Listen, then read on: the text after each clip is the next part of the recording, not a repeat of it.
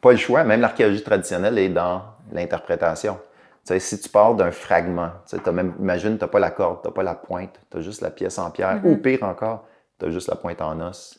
Ben, pareillement, là, il faut essayer d'aller plus loin pour imaginer. Donc, je dirais que mes interprétations à moi sont pas vraiment plus nébuleuses que le serait celle d'un archéologue qui a juste une partie de l'artefact. Puis, je pense que ça s'incorpore mieux aujourd'hui à l'archéologie expérimentale qu'à une certaine époque. À une certaine époque, on en restait, je pense, beaucoup plus aux artefacts sans vouloir comme élaborer un peu trop en disant on va se tromper parce qu'on n'a aucune idée. Si on n'a pas de documentation, on ne touche pas à ça. OK.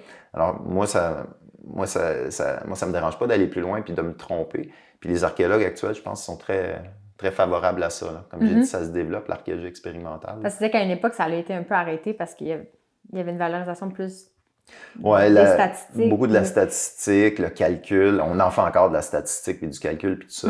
Mais tu sais, il y a une valeur humaine que la statistique laisse toute de côté. Tu sais, c'est des courants de pensée. À une certaine époque, on s'intéressait beaucoup à l'adaptation à l'environnement, à l'alimentation. Tu sais, des choses qui sont très concrètes, très plus faciles à analyser que des objets qui leur manquent toutes les pièces, des objets symboliques.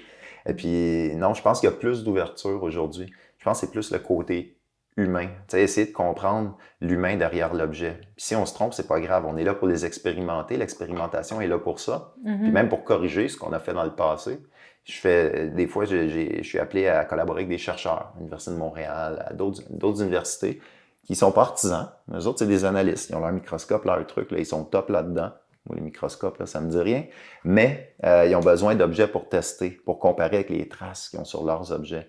Donc moi, je les fabrique. Et puis des fois, moi, ça me permet de valider quelque chose que j'ai fait, ou eux autres, ça leur permet de valider ou d'invalider certains de leurs artefacts. Il y a des objets qu'on va nommer. Je sors un exemple comme ça, aiguille à filet. Quelqu'un, à un moment donné, il y a 30 ans, a analysé ce type d'objet-là, qui revient un peu souvent, il y a une forme, puis il a vu quelque chose peut-être de semblable en Papouasie-Nouvelle-Guinée, puis ça sert au filet sec. Ils ont étiqueté ça, il fallait y donner un nom. Okay. C'est une aiguille à filet. Tous les archéologues qu'on suivi, ils ont vu ça dans les livres, ils ont fait des découvertes semblables, ils ont dit ah oui, ce gars-là, il avait identifié ça comme une aiguille à filet. C'est une aiguille à filet.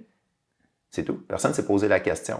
Puis un jour, il y a un gars qui fabrique une reproduction de ça, et puis il essaye de faire un filet avec. Puis ça marche pas. Il fallait l'essayer pour le savoir. C'est toi le gars, non? Ben, en partie. En partie. OK, c'est pas conclusif, mais on a déterminé que ce type d'aiguille-là, qu'on appelait des aiguilles à filet, ça se prête beaucoup mieux à d'autres tâches qu'au filet. Donc, c'est simplement une information qui a été répétée, mais il manquait quelque chose. Il manquait l'expérience. Puis ça, dans ma tête d'artisan, je trouve ça drôle. Tu sais, personne se soit arrêté à un moment donné à le faire et à l'essayer. Tu sais, pour peut-être pas résoudre la question, mais avoir une meilleure idée. Au lieu de juste répéter, se dire, ben, c'est-tu vraiment ça? Je vais l'essayer, voir.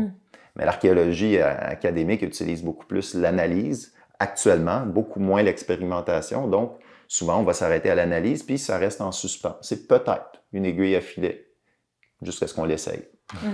Là, tu le sais. Puis là, on n'est pas sûr encore, mais on a une information de plus. On sait que c'est pas très bon pour faire des filets.